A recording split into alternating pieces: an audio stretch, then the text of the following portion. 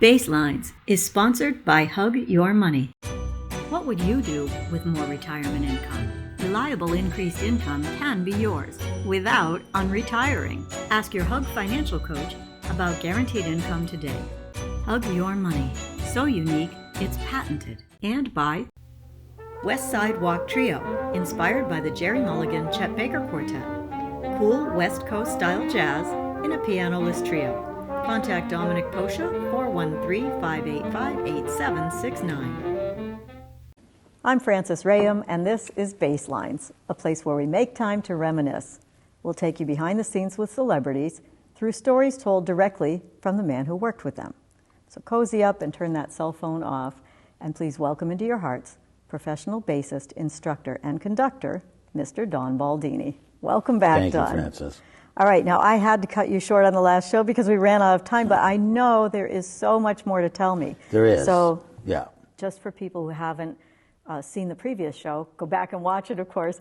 But also, just to give you a little background, Toshiko Akiyoshi is a big band, a 17-piece jazz band. Right. And you're in Tokyo with them for 5 or 6 weeks. Right. Okay. Well, so we talked about the food and how unusual that was.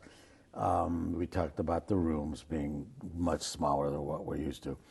One of the things that, of course, was prevalent in America when I was growing up was train transportation. But we don't do that anymore. But the great thing about that trip to Japan is that we took the trains. I think we took one flight in that whole time. Everything else was the train. The bullet train. And it was the famous bullet train, yeah. which goes, I don't know how fast, but it was fast just as a bullet, Don. Amazing. And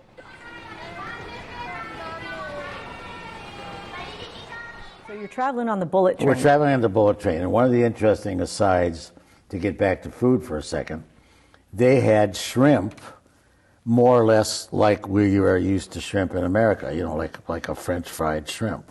Yeah. And so the minute we get on the train, we get out of our seats and go to the dining car and order the shrimp because it was the most kind of Western. It was the closest thing to American food. We could, you know, so.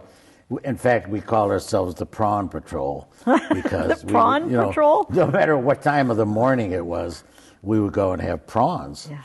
And we also found out that in the morning you can get eel, and you know it was very interesting. So anyway, one of the adventures on the train is they don't stop for very long, and I always had my bass, and there were a couple of times where I almost didn't make it onto the train. I mean, when they stop, it's literally a few seconds. Yeah. So we were traveling what's called first class because the seats were bigger. The typical, whatever lower class seats were very small, and they didn't want to make sure we were comfortable. All right, so here I am. I've got the bass in the seat, and I'm sitting in the seat, and this guy comes in who's literally as tall as a building. It's this huge guy. And he's showing me his ticket, and his ticket is for where the bass is. Now, they sold me a seat for the bass, but apparently, in those days, it was like half price or something. So there was a screw-up on the computer. They sold the seat twice. And so here I am, 5'5", and this guy is like huge. He's like 6-something.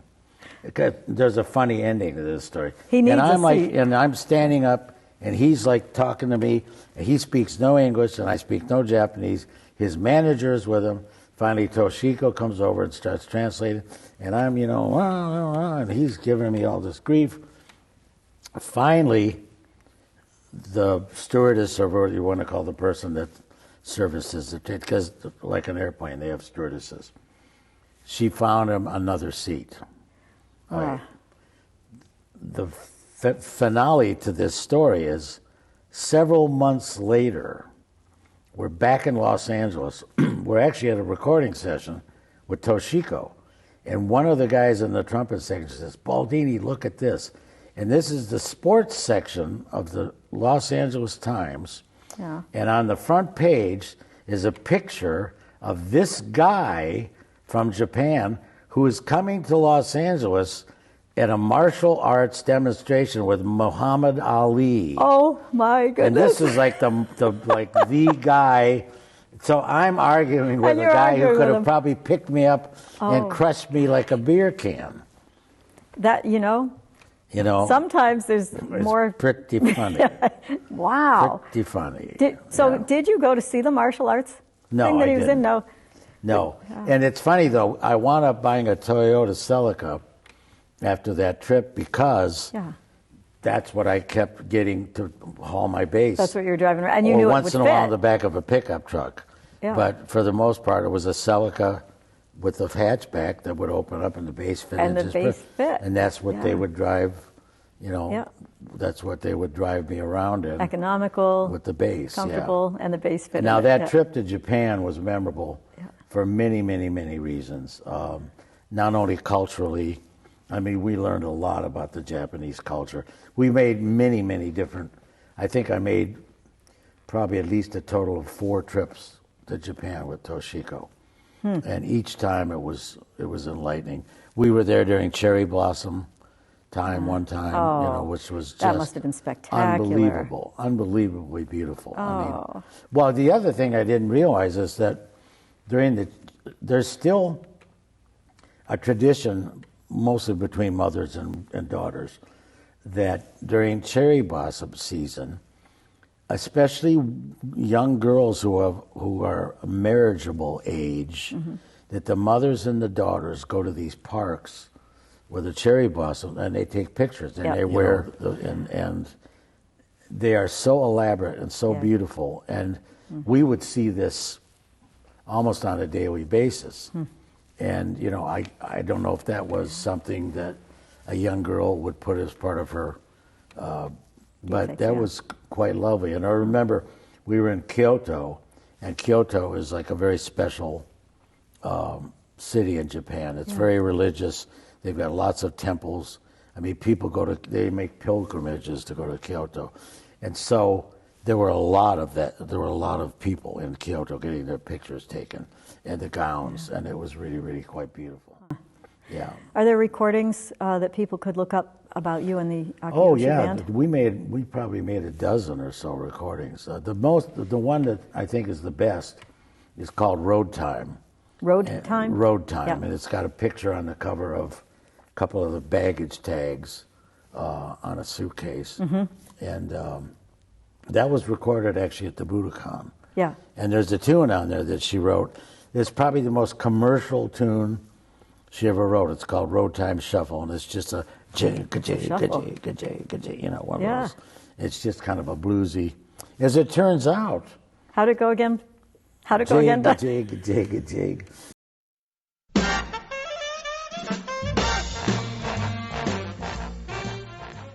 As it turns out, it was very famous it was very well accepted at colleges. That particular tune, they did some kind of a poll. Was it the groove? It was the groove, yeah. It just was responded to. Yeah. Because most of her other stuff. Speaking of her music, so the beautiful thing about being in Kyoto was, I can't remember what the name of the piece was, but it incorporated these Japanese musicians. And like I said, when we played the tune in the States, she had a recording. But now we could use the real thing. And there are these temples where they have these drums. I mean, some of them are huge, many feet across, and some of them are small. And these monks, I mean, the drumming and the flute playing is part of the religious experience. So we brought these 2 musicians with us that were part of Kabuki theater, and there's another theater called No, N-O-H. I don't know exactly what that means, but these were musicians. And they were like, it was kind of like having a combination of a priest and a jazz musician all rolled up into one. They had this whole ceremony that they would do before they performed. It was like part of their warm-up. Yeah. They were very serious about what they did. Yeah. When we were doing music, you could not talk about anything else. You Very couldn't make pure. jokes. Yeah. You couldn't, we Americans, we make jokes everywhere. Right. They were very pure. Afterwards, they could hang out and drink with the best of them. Really? But during and they wore a special kind of a special robe. Ceremonious. Everything is ceremonious. Yeah, and right? they do the, oh, yeah, yeah. They make these unbelievable sounds. And this one piece incorporated all that, and it was amazing. It was just amazing to play with them and see them and do that. So that was another kind of a plus that we learned. And they were with us, I think, at least 2 or 3 of the trips. I don't know if it was the same guys. I don't remember that. But the other thing I remember about Japan that was quite interesting were the department stores, like a Macy's or something like that. They always had one floor that was nothing but food. So you literally could shop at a department store and bring home dinner. Yeah. And I remember going to those floors and seeing things that were just like, like here, we have apples. We have many different kinds of apples, but they're all relatively the same size. They're like about yay big. You go to the section with apples in Japan, some are like this big. Really? And they have like a plastic netting around them so they don't get damaged. And lots of green vegetables and things that we'd never see in a department store here. It was quite the experience. You talk about packaging. You would buy like a simple, let's say you bought a book. They would wrap it in a way that was like you didn't want to open it because it was so beautiful. Yeah. Or you would buy, I remember, electronics were a big thing. There was something called a Nakamichi. It was a small cassette deck, but it was like professional quality. We were all buying. I remember buying a ton of lenses for my cameras. For my cameras Oh, yeah. and things like that. They We make great took advantage lenses. of that. For sure. But I can remember, buying a gift for somebody. It was literally a small vase, like for like one single flower. Yeah. And I remember they put it in a wooden box. Yep. And wrapped it, and it had this Japanese writing on it, and they put like a little flower or something. Yeah. It was just Beautiful. unbelievable. Yeah. Everything. Well, that was the other thing that struck me. I noticed in people's, housing, especially in Tokyo, was very, very expensive. Yeah. In fact, what we learned, the concerts were all like at 6 o'clock or 6:30, and we learned that people would come to concerts after work and then go home. Yes. Because a lot of them lived so far outside of the city because it was affordable. Yeah. And the other weird thing is that they would sell food. So At the concert? at the concerts and at the Budokan, now I'm not being disrespectful, but when we eat Asian food, we don't eat it like Asians. For example, I'm sure that's true. We pick up a bowl of rice and think you can eat it with chopsticks, which you cannot. What they do is they put the bowl of rice up to their chin, and they spoon Sort it of in, scoop like, it in, like this. Yeah. And they often make a kind of a noise. Yeah. Well, you get 60,000 people doing it. Oh, you in hear a that concert clunk, clunk, hall. clunk, There's like a din that is pretty unbelievable. And that's another thing we just never realized, but a completely different culture. And the thing that struck me, the stores, everything was oriented towards the aesthetics.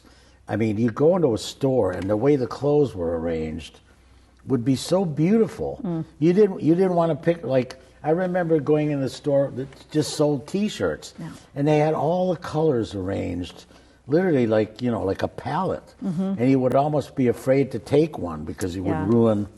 You would ruin the whole effect of the rainbow. Very neat and all culture, the stores were like that. And I'll never forget noticing in people's houses, I mentioned it a little bit earlier, they would always have one area that was like a little bonsai tree or some flowers. Or even in the big cities where literally they might have had a square yard of dirt to plant something in. There was always something of beauty. Yeah. Did you ever, or would you ever consider moving there? That's a good question. I think I did think about it, but I decided it was just too different.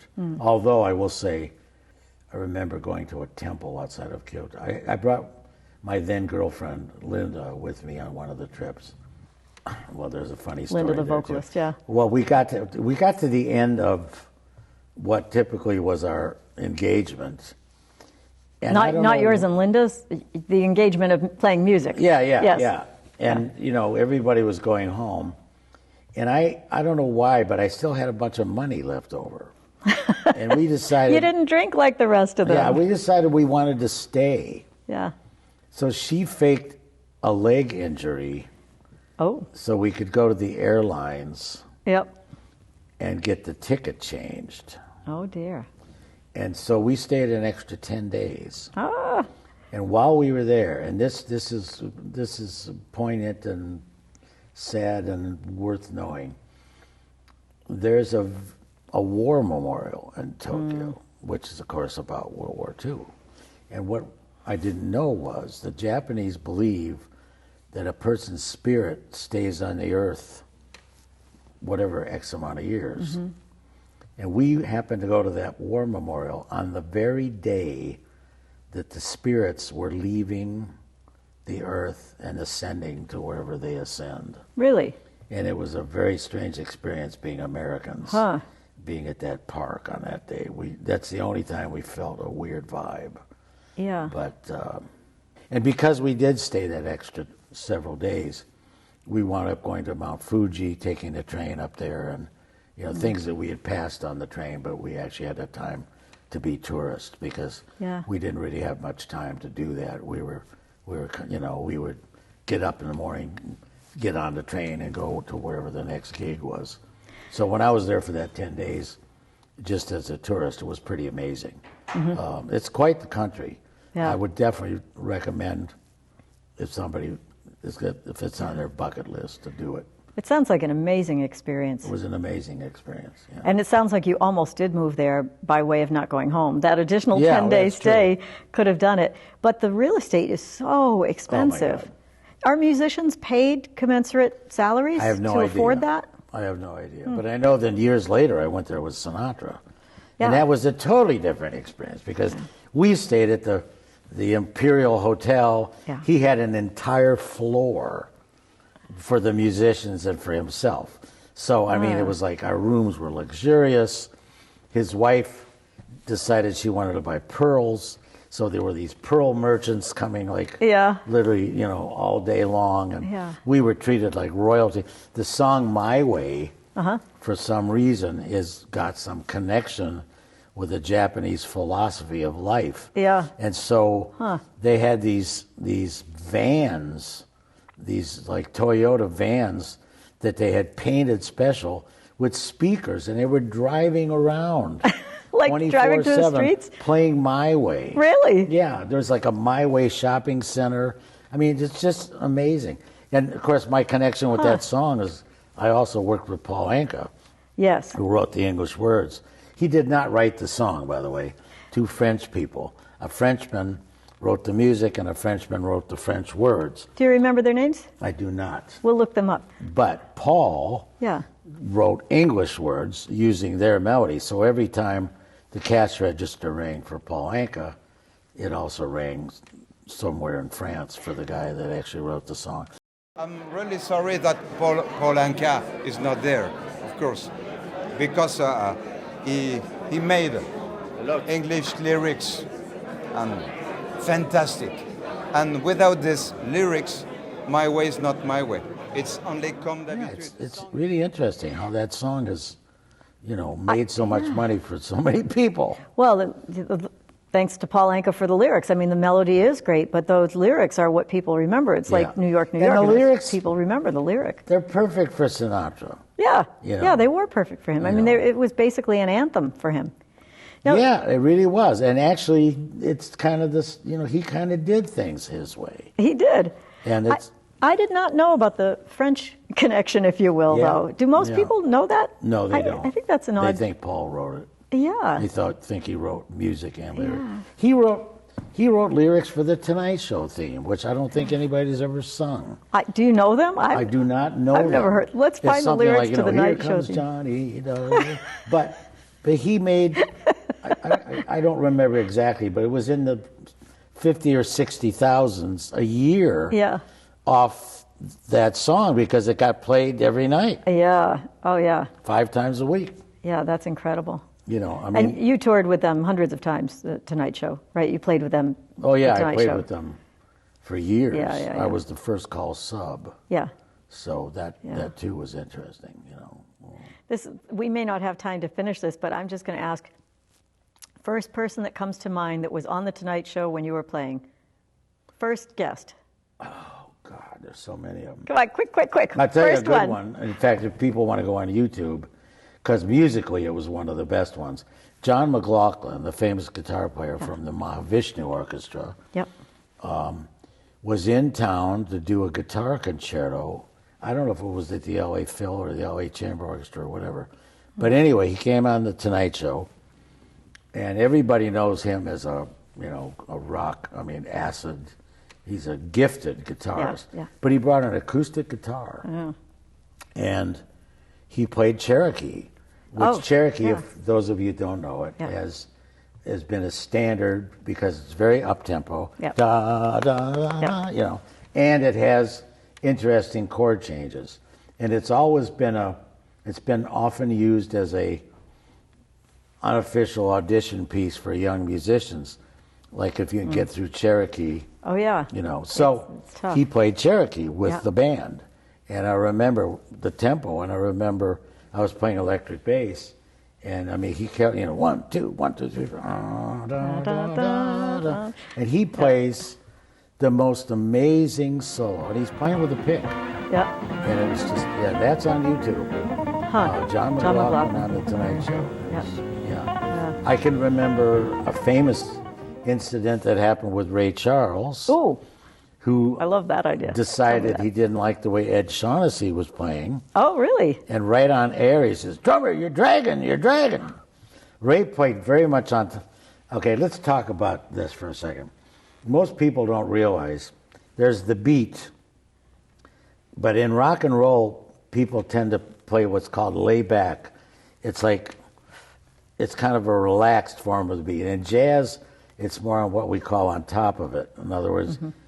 It's hard to think of the beat as being an entity, but you can play ahead of it or with behind an edge, it, right? Yeah. Or you can play kind of a laid-back feel, or you can play kind of right out of the money. Yeah. And those are things as a rhythm section player you have to realize. Yeah. And Ray Charles. Ray Charles was on kind of the front edge of the beat. He liked that edge, that on top of it feel. And Ed was not playing that way. And of course, we hadn't rehearsed or anything. Yeah. He just came on, and I don't even remember what he was singing, but I remember I was thinking, oh my goodness, this is amazing. He's saying something right on the air. And of course, they didn't cut it. They didn't cut it. No, they didn't cut it. A lot of interesting. Oh my goodness, the different acts that came on The Tonight Show it was staggering. Yeah, you mentioned Robin Williams to me one day on The Tonight Show. You saw him on The Tonight Show. Yeah. Oh my God. He was, Robin Williams was like a jazz musician. In fact, it's interesting. I used to sub on The Gong Show, and we shot at CBS. It was called CBS Fairfax. It was down right by the famous L.A. Farmers Market. Yeah. And The Gong Show. The Gong Show shot at the same studio, the same CBS studios where Mork and Mindy was being shot. Oh, really? And do you remember Jonathan Winters? Of course, yeah. Was on the he show was the as baby. like a baby. Yeah. He was the big baby, yeah. Yeah. And of course, comedians and musicians are very similar in that there's improvisation. Yeah. And a Robin Williams and a Jonathan Winters, you could say to them, can of Pepsi, and they can run with Off it. You they could go. say bushel of corn, and they'll do 20 minutes. Just like a jazz musician, they can improvise. Yeah.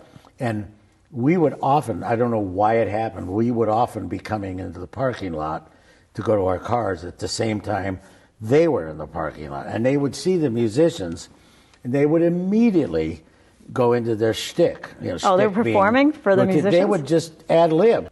The thing about comedians is they love to perform. That's their essence. They are, in a way, flawed that they want to perform. They want to they want laughs. Yeah, a class clown is never going to be silenced. For them. Right? It's like applause for sure to a musician. So they would perform for us, and it often got quite risque. I was going to say, I bet there's lots fact, you can't downright tell filthy us. Yeah, you can't at tell times, us. Yeah. but it was hilarious. Yeah. Hilarious. And Robin Williams so fast, right? was just unbelievable. The Lightning two of them. fast. And you know, Jonathan Winters, I think I don't think it's a secret. I mean, he went into a mental institution more than once. I mean, he's a little bit. Yeah, it's, I mean, very often the case. A lot of times famous people, pressure, whatever it is, pushes them a little too far. And yeah, it's not uncommon. But they were amazing together, either one of them on their own, but together they were unstoppable. Oh, my God. Yeah, and they were so fast. Robin Williams always amazed me because it would be just what you said. He would stand up, especially on The Tonight Show. I forget what year it was, but I remember looking this up on YouTube one day. And he would just stand up and spin some stuff off and then sit down again. And then Johnny would say one word or something else would just float through his mind. He'd be up again doing his act. And it was so fast you could barely keep up with him. Well, I remember first seeing... I've had a long association with Connie Stevens, the singer. Yes. Yep. We became good friends. We even considered getting married at one point. You conducted for her too, right? I'm godfather to one of her daughters. Yep. All right, so I used to visit her in Los Angeles quite often from Las Vegas. Yeah. And one of the times I was visiting her, Sammy Shore, who was the opening act, he was a comedian that she used to use a lot in Las Vegas. Mm-hmm. So she said, let's go to Sammy's Club. The Comedy Store was Sammy Shore's. Right. His wife, Mitzi, people talk about Mitzi Shore because she wound up running it after they got divorced, but it was Sammy's Club. But it was Sammy's Club initially. So we went there one night, Connie and a bunch of her friends, and Robin Williams, David Letterman, and David Brenner, there was one other one. They were all new in town. And we saw them literally right off the boat. And I remember afterwards, I went up and introduced myself to David Letterman because we had the Indianapolis connection. And he said about Robin Williams, the rest of us will never have to worry about working after seeing this guy. I mean, they all acknowledged that he was, I hate to use the word genius, but he literally was a genius. I mean, we don't throw that word around, but... He had the ability to just... he had this mind, and I think eventually, it tortured him. Yeah. I think it came out, people thought that he committed suicide because he was tortured, but I think it came out that he actually had a disease, a brain disease, and he knew it. Oh, and, maybe that's... Yeah, and I think he was deteriorating. I could be... What is it you said one time? Right. If I'm wrong, call in, right? No, you're probably right. Yeah. So anyway... just ending this on an up note because once again we have eaten up half an hour like the speeding bullet train, right? But just to end this on an up note, I would love it if you'd come back. I may open up your list again and just pick another name and we'll just talk about that. Yeah. Maybe we'll talk about your time in Los Angeles, or maybe we'll talk about your time in Las Vegas or New York or here. Whatever floats your boat at that time. No, this is always fun, and the time goes very fast. I can't believe. Well, you're a great guest. Quickly, a half hour. I like to talk. Apparently, I guess makes it really easy. Really easy. Dominic said that it's like watching your grandpa tell stories to you. Okay, well, that's a compliment. Which is very because you're very easy and comfortable. Well, thank you again. Well, thank you. This is Frances Rahaim. We're signing off from another episode of Basslines. Remember, you don't have to thank us or laugh at our jokes. Sit deep and come often. You're one of the folks. We'll look forward to our next visit with you right here on Basslines. Basslines is sponsored by Hug Your Money. Want a financial landscape you can see over? This is what it feels like to work with a Hug financial coach. Hug Your Money. So unique, it's patented.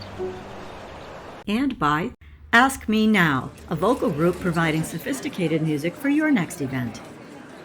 Contact Frances at 413-885-8888 or visit askmenow.live.